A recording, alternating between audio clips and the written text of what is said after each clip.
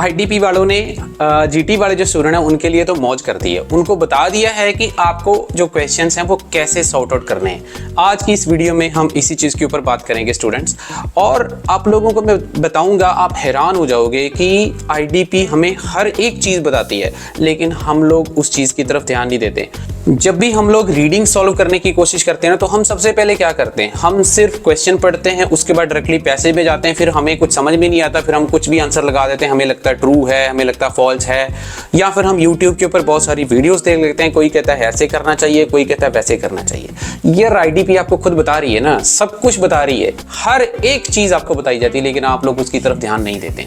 ठीक है, तो आज की इस वीडियो में मैं आपको लाइव प्रूफ के साथ एक एक चीज बताऊंगा। ठीक है, तो आप लोगों को स्क्रीन के ऊपर दिख रहा होगा आईडीपी कैसे बताती है। आईडीपी आपको सारा कुछ बता रही है, आईडीपी आंसर भी बता रही है आपको कि आपको आंसर कैसे फाइंड आउट करने हैं। ठीक है, तो आपके सामने स्क्रीन के ऊपर एक क्वेश्चन भी दिख रहा है, लेकिन उस क्वेश्चन को सॉल्व करने से पहले आपको ना कुछ इंस्ट्रक्शंस दिखाई दे रही होंगी जो आपको ध्यान में रखनी है। वो इंस्ट्रक्शंस कौन सी हैं आपको स्क्रीन के ऊपर मैं बता रहा हूं, आप देख सकते हैं। वो है ये वाली इंस्ट्रक्शंस। आप लोग कभी भी ना, मुझे 100% श्योर है आप में से बहुत सारे स्टूडेंट, नॉट ऑल, बहुत सारे स्टूडेंट ने कभी इसकी तरफ ध्यान नहीं दिया होगा। उन्होंने क्या लिखा है, if statement agrees, if statement contradict, और if there is no information. तो ट्रू फॉल्स नॉट गिवन उन्होंने ये 3 चीजों के ऊपर बनाए हैं। ठीक है, यही 3 चीजें यूज करके हम लोग true false not given solve करेंगे। कोई यूट्यूब के ऊपर का टेक्निक आपको बताई जा रही है, ऐसे करो वैसे करो, आपने वो बिल्कुल भी ध्यान नहीं देना है।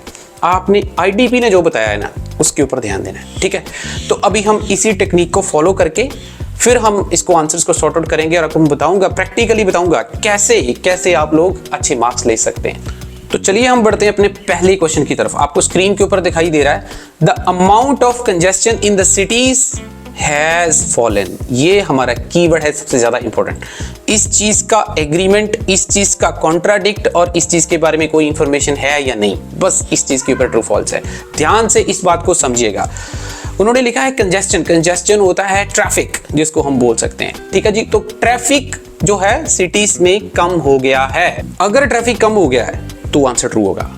अगर उसका कॉन्ट्राडिक्ट बताया, मतलब ट्रैफिक बढ़ गया है, या उसने ये नहीं बताया कि कम नहीं हुआ है, तो आंसर आपका फॉल्स हो जाएगा। अगर उसने इसके बारे में कुछ नहीं बताया कि ट्रैफिक बढ़ा है, कम हुआ है, क्या हुआ है, क्या नहीं हुआ है, तो आंसर इसका नॉट गिवन हो जाएगा। अब आप लोग ध्यान से जो है नोटिस करिए, जरा पैसेज भी आपके सामने मैंने रखा है, इसको ध्यान से नोटिस करिएगा। The sites are located on the main routes into the city centre. More than 30 lakh passengers a year take a bus from a park and right side into the city, reducing congestion and helping to improve the air quality।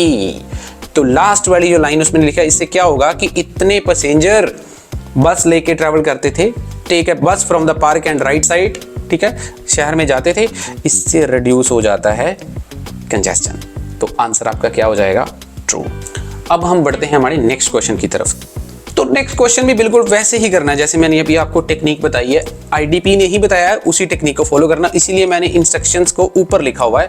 तो आप लोग check कर सकते हैं, instructions जो है वह मैंने बिल्कुल ऊपर लिखी हुई हैं, उसको ही आपको फॉलो करके इसको देखना है। ठीक है, तो नेक्स्ट क्वेश्चन क्या है उसको ध्यान से पढ़िएगा। Bus drivers do not give change, so you must have the correct money for a ticket. इसका क्या मतलब है, कह रहे हैं कि जो बस ड्राइवर हैं वो चेंज की ऑप्शन नहीं आपको देते, आपको चेंज नहीं करने देंगे, इसलिए आपको क्या करना है, you must have the correct money for the ticket. ठीक है जी, तो मतलब आपके पास कोई ऑप्शन नहीं है, अगर आपने एक बारी बाय कर लिया तो आप उसको चेंज नहीं कर सकते हैं, राइट।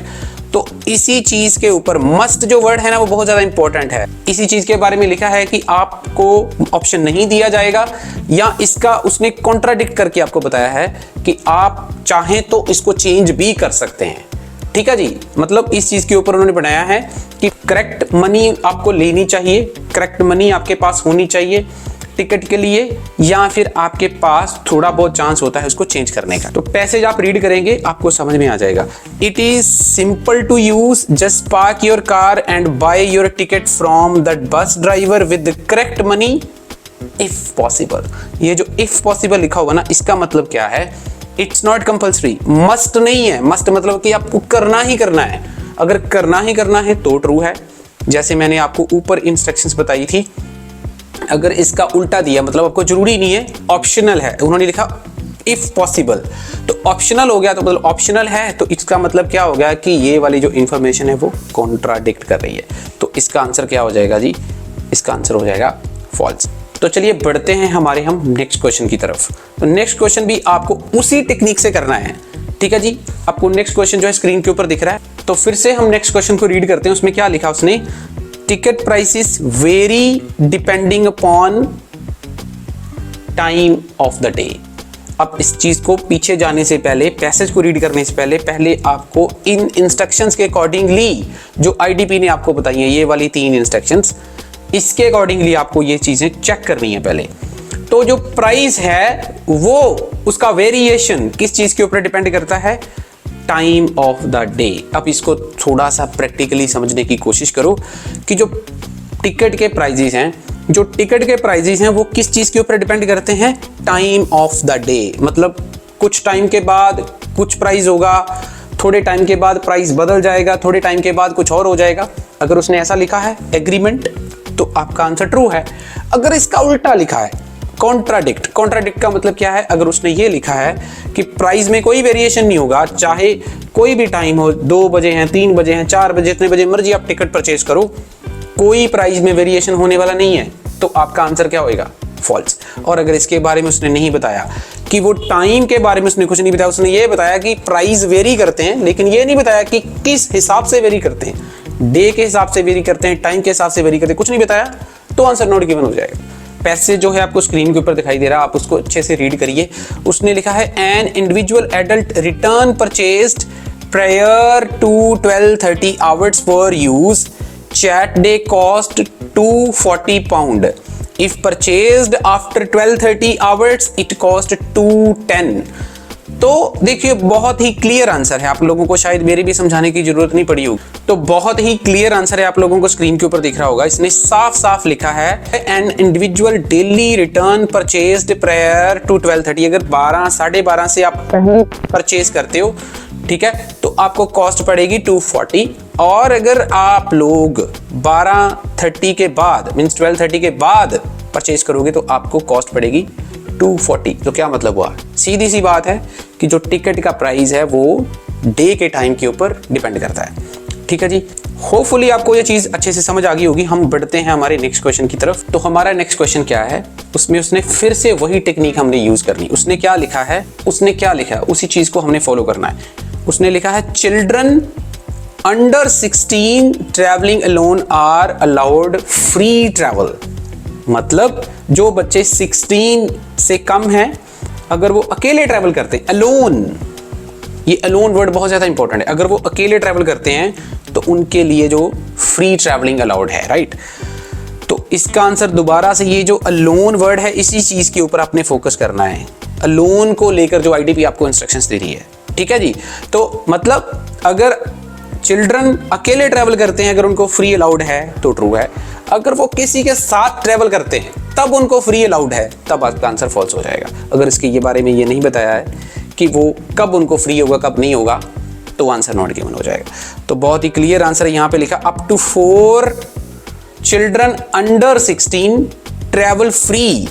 यहां तक तो ट्रू ही लग रहा है। आगे पढ़ो ध्यान से, क्या लिखा उसने, विद एन एडल्ट, ये कंडीशन लगा दी उसने, एडल्ट के साथ 16 साल से कम बच्चे जो हैं, ठीक है, और कंसेशनरी पास होल्डर अगर वो ट्रैवल करते तो वो क्या कह रहा है, the return fair for unaccompanied children under is £1.10। ठीक है, तो फ्री ट्रैवलिंग जो है वो किसके लिए अलाउड है, अगर वो एडल्ट के साथ जाते हैं। अगर वो अकेले जाते हैं, ठीक है जी, अनअकम्पनीड जाते हैं, तो उनको चार्ज देना पड़ेगा। तो मतलब क्या है, फ्री ट्रैवलिंग सिर्फ और सिर्फ किसको अलाउड है, जो किसी के साथ, एडल्ट के साथ ट्रैवल करते हैं। तो जाहिर सी बात है इसका आंसर जो है वो क्या आ जाएगा, बहुत ही क्लियर आंसर है, फॉल्स आंसर इसका आ जाएगा। होपफुली आपको समझ में आ रहा होगा। यार लाइक तो बनता है, अगर ये वीडियो अच्छा लग रहा है, कुछ भी इंफॉर्मेशन आपको थोड़ी बहुत भी समझ में आ रही है ना, तो आप लोगों को रिक्वेस्ट है यार इसको लाइक कर दीजिए और चैनल को जरूर सब्सक्राइब कर लीजिए, क्योंकि अभी तो मैंने स्टार्ट ही किया है। अभी तो बहुत सारी वीडियोस आपको देखने को मिलने वाली हैं, जिनका जीटी का एग्जाम है एकेडमिक का एग्जाम है, तो ऐसी ही वीडियो आपको मिलती रहेंगी। तो आप लोग प्लीज चैनल को जरूर सब्सक्राइब कर दें। किसी भी स्टूडेंट को ऑनलाइन क्लासेस चाहिए, आपको नंबर जो है ना स्क्रीन के ऊपर दिख रहा है, तो आप इस चैनल को सब्सक्राइब करके मेरे साथ कांटेक्ट कर सकते हैं। आपको अफोर्डेबल रेट्स के ऊपर क्लासेस मिल जाएंगे। थैंक यू सो मच, मिलते हैं बहुत जल्द नेक्स्ट वीडियो में।